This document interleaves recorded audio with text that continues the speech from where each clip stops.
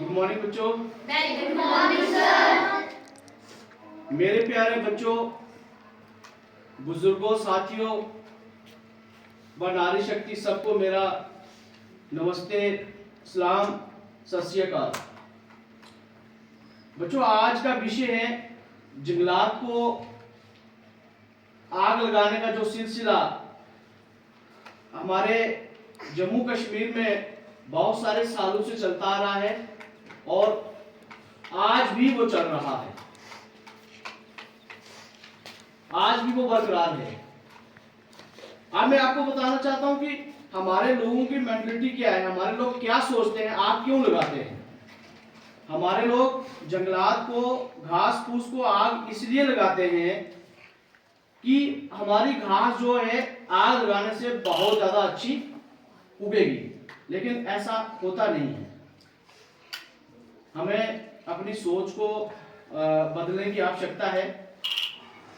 इसके बरक्स होता क्या है, घास तो ज्यादा उग नहीं पाता है, लेकिन हमारे हजारों की, लाखों की तादाद में हमारे पेड़ पौधे जो जल के राख हो जाते हैं और वहां उस जंगलात में रहने वाले, हम तो इंसान तो घरों में रहते हैं, जानवर कहाँ रहते हैं, परिंदे कहाँ रहते हैं, जंगलों में रहते हैं।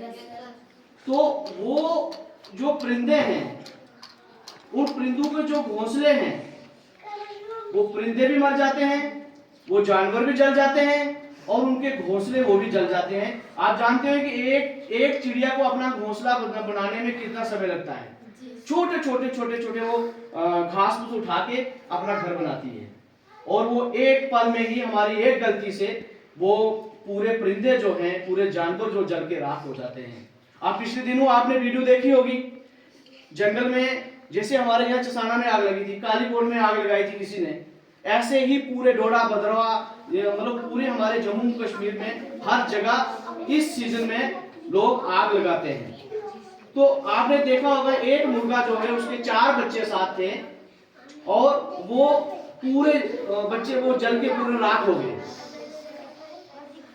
क्या होगा, जल के पूरे राख। क्या उन परिंदों का क्या कसूर था, उन जानवरों का क्या कसूर था? ठीक है। तो इसलिए हमको क्या करना है कि हमें अपने घर में जाके अपने पेरेंट्स को ये बताना है कि हमें जंगलात में आग नहीं लगानी है और उससे हमें हमारा पूरा जंगलात का जो जितना समय है वो सारा क्या तेजनेस हो जाता है। बाकी आपको इस चीज का ज्ञान होगा कि इंसान खाने के बिना 40 दिन जिंदा रह सकता है, खाने के बिना 40 दिन जिंदा रह सकता है। क्या हम ऑक्सीजन के बिना, सांस के बिना 1 सेकंड जिंदा रह सकते हैं? नहीं रह सकते। तो ये हमें ऑक्सीजन कहां से आता है? पेड़ पौधों से। जब हमारे पेड़ पौधे ही नहीं होंगे, हमारी जिंदगी नहीं होगी, तो हम सरवाइव कहां कर पाएंगे? तो इसलिए जरूरी है ना हमें पेड़ पौधों को बचाना है। Yes sir. बाकी मैं आपको बताना चाहूंगा बच्चों कि पेड़ पौधे हमें क्या क्या नहीं देते हैं। ये जो हम कपड़े पहनते हैं ना, ये भी पेड़ पौधों से बनते हैं। ये जो हमारे पास पेपर जो बनते हैं ना, ये भी पेड़ पौधों से बनते हैं। ये जो गम बनती है, ये भी रीजन से, ये भी हमें पेड़ पौधे देते हैं। तो मतलब पेड़ पौधे, इतनी सारी चीजें हैं। हमारी जिंदगी जो पूरी डिपेंड किसके ऊपर है? पेड़ पौधों के ऊपर है। तो आप कुछ पेड़ पौधों के कुछ बड़े बेनिफिट मैं आपको बताना चाहता हूँ कि ये हमें क्या क्या, पेड़ पौधे हमें क्या क्या देते हैं। पेड़ पौधे हमें provide essential resources, number 1। Number 2, means of livelihood. Number 3, forest purify the air. जंगलात हमारी हवा को प्यार करते हैं ना, ठीक है। Forest provide food and shelter to animal. जानवरों को खाना भी देते हैं और शेल्टर भी देते हैं, ठीक है। उसके बाद फॉरेस्ट स्टेबलाइज द क्लाइमेट को बैलेंस करते हैं। Enrich the soil quality. इसके अलावा forest consist of medicine value. जंगलात से हमारी दवाइयां बनती है। बहुत सारे नीम का पेड़ है, तुलसी है, बहुत सारे जो मेडिसिन प्लांट हैं वो भी हमें कहां से मिलते हैं? फॉरेस्ट से मिलते हैं। उसके फॉरेस्ट है वास्ट इकोनॉमिक सिग्निफिकेंस और जंगलात से हमें बहुत सारा रेवेन्यू भी हमारे गवर्नमेंट ऑफ जम्मू कश्मीर और गवर्नमेंट ऑफ इंडिया को आता है। Forest keep the earth and human cool. जमीन को और इंसान को जंगलात कूल रखते हैं, है ना। अगर यहाँ फॉरेस्ट होंगे, ठीक है ना, उसके नीचे छाया होगी, हम धूप गर्मी में उसके नीचे बैठ सकते हैं। और अगर वहां बारिश भी होगी तो साइल इरोजन नहीं होगा ना। जहाँ पेड़ पानी पहले किस पे पड़ेगा, पेड़ पे पड़ेगा, फिर उसके बाद कहाँ पड़ेगा, जमीन में पड़ेगा ना। वो जितनी फोर्स होगी पहले किस पे, पेड़ पे अटक जाएगी, फिर जमीन पे पड़ेगी, तो हमारा जमीन का साइल इरोजन भी नहीं होगा। Forest protect the earth and living beings from natural disaster.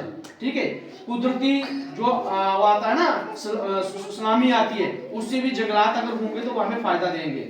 Forest hold spiritual and cultural value. ठीक है, हम पीपल के पेड़ को जल चढ़ाते हैं ना, ठीक है, तो वो सबसे ज्यादा ऑक्सीजन देता है। पीपल का पेड़ सबसे ज्यादा ऑक्सीजन देता है। एरिया ऑफ ट्रेनिंग, हमारे फॉरेस्ट एरिया में, हमारे फॉरेस्ट होंगे तो हम क्या करते हैं वहाँ ट्रेनिंग। जैसे हमारा फॉरेस्ट गार्ड में भर्ती होता है, वो हमें फॉरेस्ट एरिया में जाके ट्रेनिंग मिलती है वहाँ पे। ठीक है, फॉरेस्टर होता है, रेंज ऑफिसर होता है, ये हमें फॉरेस्ट होगा तो हमें ट्रेनिंग मिलेगी। इसके अलावा फॉरेस्ट हमें रिसर्च टूल, जंगलात में हमारे साइंटिस्ट सर्च करते हैं। अगर जंगलात नहीं होगा तो सर्च कहाँ से होगा, रिसर्च करते हैं। सारी क्या करते हैं, रिसर्च करते हैं इसके ऊपर। फॉरेस्ट प्रोवाइड जॉब अपॉर्चुनिटीज, ये हमें नौकरियां भी प्रोवाइड होती है। हमें जंगलात होगा तो हमारी नौकरियां भी लगेंगी। हजारों की तादाद में हमारे फॉरेस्ट के फायदे हैं। अगर मैं आपको गिनती करने, ये काउंटिंग करना शुरू हो जाऊं तो मुझे इसमें समय लगेगा। फाइनली मैं आप लोगों से यही निवेदन करूंगा, खास करके मैं अपने फॉरेस्ट डिपार्टमेंट से जो हायर अथॉरिटीज हैं, मैं रेंज ऑफिसर और डीएफओ सर प्रमाणी से निवेदन करना चाहूँगा कि डिस्ट्रिक्ट रियासी जम्मू कश्मीर में लिटरेसी रेट में सबसे पीछे है, सबसे बैकवर्ड है। हम लोग डेवलपमेंट में भी पीछे हैं और हम लोग एजुकेशन में भी पीछे हैं।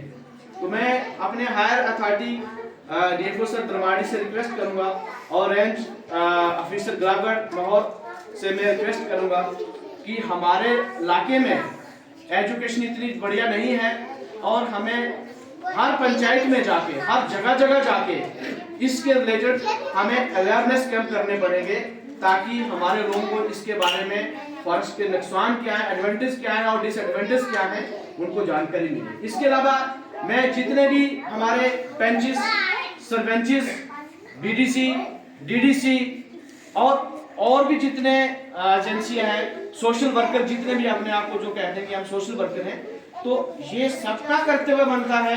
मैं उनको मैसेज देना चाहता हूं कि आप अपने लोगों को एजुकेट करिए, अपने लोगों को अवेयरनेस करिए, क्योंकि फॉरेस्ट डिपार्टमेंट में ज्यादा स्टाफ नहीं है। जैसे मैं आपको अपने बारे में बताऊं, मैं पिछले 7 साल से एज ए एवरेज जंगलात काम कर रहा हूं और हाईली क्वालिफाइड हूं, लेकिन हमें 5,000 का सैलरी मिलती है और अभी तक हमको रेगुलराइज नहीं किया गया। और हमारा फॉरेस्ट डिपार्टमेंट में स्टाफ कम है।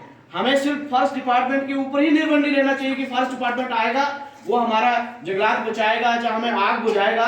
ये हमारे सिविल सोसाइटी का भी फर्ज बनता है। तो मैं ये निवेदन करना चाहूँगा। उसके अलावा मैं आप बच्चों से एक छोटी सी आपसे रिक्वेस्ट करूँगा कि जिस बच्चे का भी जन्मदिन होता है, अपने माँ बाप के साथ मिलके आप लोग केक भी काटिए, लेकिन एक पौधा लगाइए।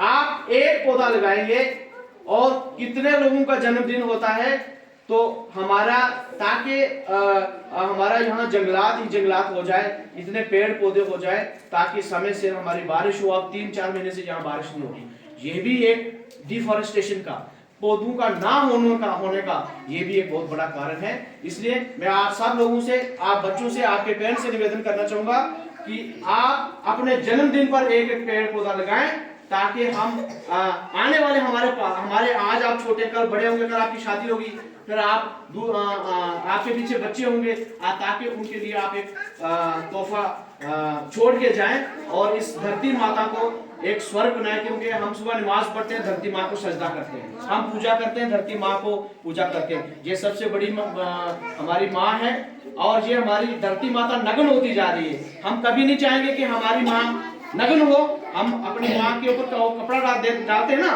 कपड़े, तो इसलिए धरती माँ, अगर आप धरती माँ को माँ मानते हो तो आपने पेड़ पौधे लगाने हैं और जो भी पेड़ पौधा काटेगा उसको काटने नहीं देना है, आग नहीं लगने देनी है। और सबसे बड़ी बात है कि मैं एक मैसेज देना चाहूंगा तमाम पब्लिक को कि जो आग लगाने वाले बंदे को बताएगा मैं उसको अपनी तरफ से 5,000 रुपया इनाम दूंगा। मैं किसी हायर अथॉरिटी से नहीं लूंगा, मैं अपने जेब से आपको 5,000 रुपया दूंगा।